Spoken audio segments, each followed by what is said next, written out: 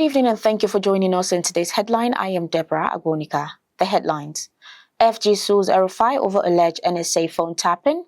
Senate defends decision on e-transmission of election results. Tinubu calls for release of South Sudan VP Mancha. While FCT cancel poll, Wike backs pro-Tinubu candidates. Now on the main stories.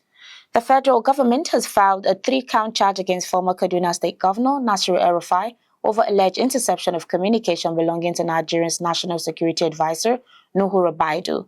The charges were filed at the Federal High Court in Abuja through the Department of State Service.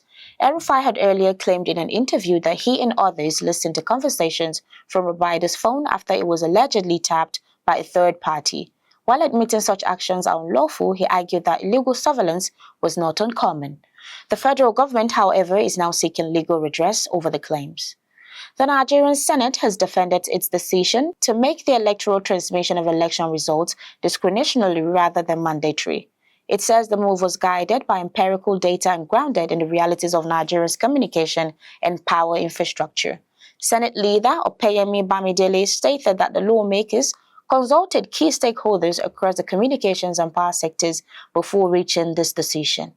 According to the Senate, lawmaking carries significant responsibility and must be done in the best interest of citizens, not based on emotions or sentiment. The Nigerian President Bola Tinubu has called for the immediate and unconditional release of South Sudan Vice President Riek Machar, reaffirming Nigerian support for peace in the country. The president's position was delivered by Vice President Kashim Shettima at the African Union High-Level Ad Hoc Committee for South Sudan, known as the C5+ Summit.